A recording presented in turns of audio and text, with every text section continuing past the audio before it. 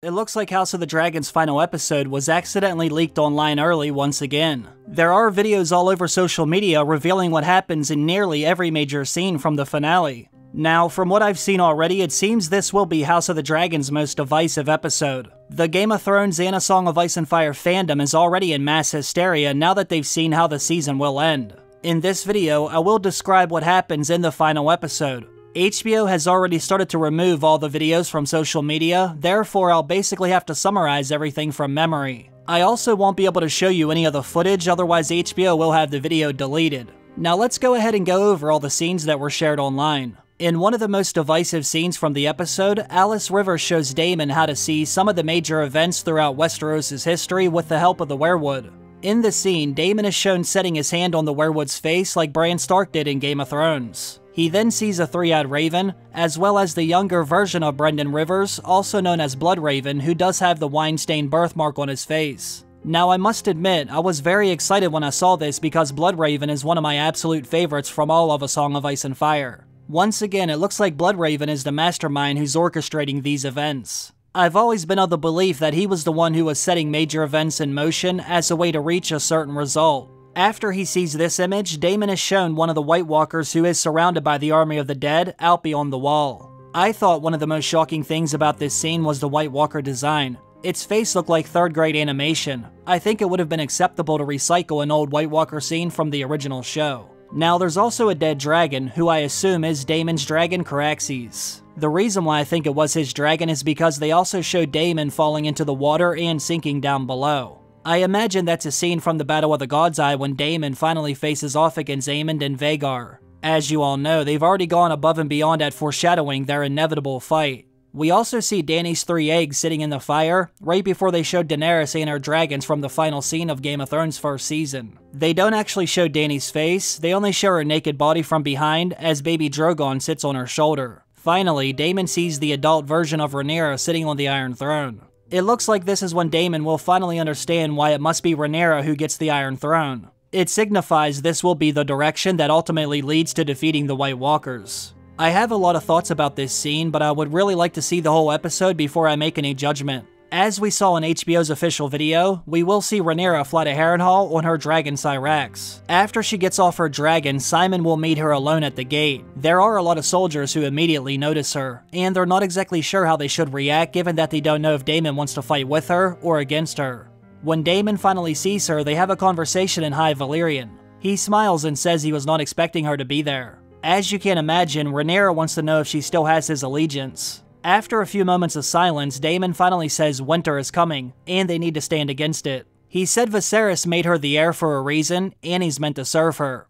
Daemon now feels she will be the one who unites Westeros. At the end of the scene, Daemon and all of his rivermen are now ready to fight for Rhaenyra. On Dragonstone, Jace has a confrontation with Ulf the White. He makes a remark about Jace having dark hair, which obviously makes him very upset. Now that Ulf the White has a dragon of his own, he basically sees himself as Jace's equal. A very angry Jace makes a remark about feeding Ulf the White to the dogs. Later in the episode, Rhaenyra has all the dragon riders over for dinner. It's a scene involving Rhaenyra, Jace, Baela, Adam, MC Hammer, and Ulf the White. Once again, Ulf the White is very drunk and being disrespectful. He says he will do great in battle because he's not afraid like everyone else. Adam of Hall says they will find out soon enough. In King's Landing, Alicent asks Helaena if she would ever leave the city.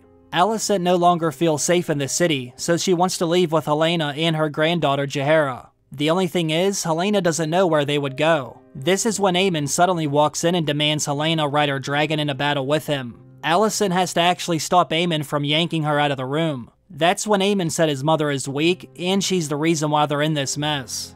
Alicent says Aemond is obsessed and angry, and she fears he will burn down the entire realm over the smallest humiliation. Later in the episode, Aemond will find Helaena again. Now he sounds afraid as he has water in his eye. Aemond still wants Helaena to fly with him on her dragon Dreamfire. He says they have a sacred role as dragon riders. That's when Helaena reveals that she knows he burned Aegon during the battle. Aemond denies it immediately. Helaena says, "What are you gonna do if I don't join you in battle? Will you burn me like you did Aegon?" Aemond says he could have her killed, but Helaena says it wouldn't matter. It would not help him in any way. She also reveals she has seen what will happen. She says Aegon will sit on a wooden throne as king again, and Daemon will be dead. In fact, she says he will be swallowed up by the God's Eye. I only wish they weren't so heavy-handed with their foreshadowing in this episode. They're making it very obvious about what happens with Aemond and Daemon. Rhaenyra has a small scene with the Sea Snake as well. He said she should strike now that she has the advantage. He also said Aemond might get Helaena to fight with them. Alicent has her guard help her get the Dragonstone where she can have a secret meeting with Rhaenyra.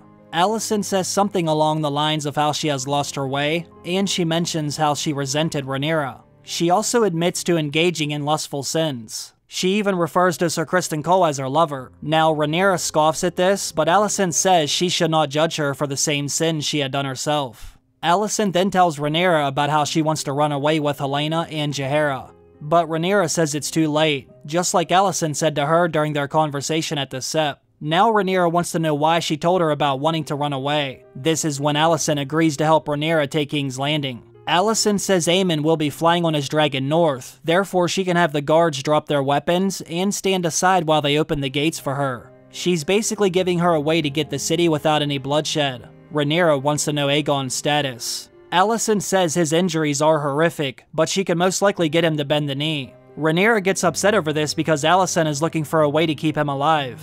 They show Alicent biting her nails the same way she did when she was much younger. Rhaenyra says they must behead Aegon, but Alicent doesn't say anything to this. Now, I'm not exactly sure how the scene ends, but Rhaenyra does allow her to leave Dragonstone safely. In King's Landing, Aegon says the Maester is a good man. Aegon admits that his little Dickie was injured during the battle. He said it basically exploded like a burnt sausage. Larys informs Aegon about Rhaenyra's new dragon riders, which leaves him shocked. He also reveals that Aemond and Vhagar had set fire to Sharp's Point, a location that had allegiance to Rhaenyra. Aegon says Aemond has gone mad, and Larys says Aemond will eventually kill him unless he leaves soon. Aegon wants to have him arrested immediately, but Larys says they will need Vhagar against Rhaenyra's 6 dragons. Sir Larys says they should go into hiding while all the dragons kill each other. We will see Larys and Aegon leaving the city at the end of the episode. The episode will end by showing everything that's happening around Westeros. We will see Rhaena find Sheepstealer, but they don't show her get on the dragon. They show Cregan Stark's soldiers arriving at House Frey's bridge. They show the Hightower army marching across Westeros with Daeron and his dragon flying overhead. We also see the Sea Snake and Alan heading for their ship as they get ready for the battle in the Gullet. Ser Otto is also shown locked in a cell. It's hard to know exactly where he's at. The Lannister army is also marching across Westeros, and we see Tywin Lannister and the warships sent by the Triarchy as he heads for the Gullet himself. For those of you who don't know, the Battle of the Gullet will happen at the beginning of next season. This is when the Sea Snake and his Valyrian fleet will face off against 90 ships that were sent by the Triarchy to help the Greens. It will be one of the bloodiest sea battles in Westerosi history. We will also get a shot of Daemon and his massive force at Harrenhal. The episode ends with us getting a glimpse of what will happen next season. All of these armies and dragons are about to slam into each other head first. Almost every dragon has a rider, and there's now thousands of soldiers who are ready to fight as well. The final shot of the episode shows Alicent looking out across the sea. As I said before, this episode has divided the fandom even more. They have made some drastic changes from the source material. I want to reserve my judgment until I'm able to actually watch every scene from the episode in the right order. We are missing a lot of information because this was only half of the episode. I'm sure a lot of fans will hate this if they were hoping they would adapt everything exactly the way it was written in Fire and Blood. And I'm sure a lot of fans don't mind what they've done with the show if they're able to separate it from the book. Let me know how all of you feel about these scenes down below. Are you happy with the finale, or do you want to see something else? Also, let me know if you were able to watch any of these scenes before HBO had them taken down. They were all over social media last night, but it looks like most of them are now gone. As always, I want to thank all of you for watching another video. I hope all of you have a great day. I will see you again very soon. Bye.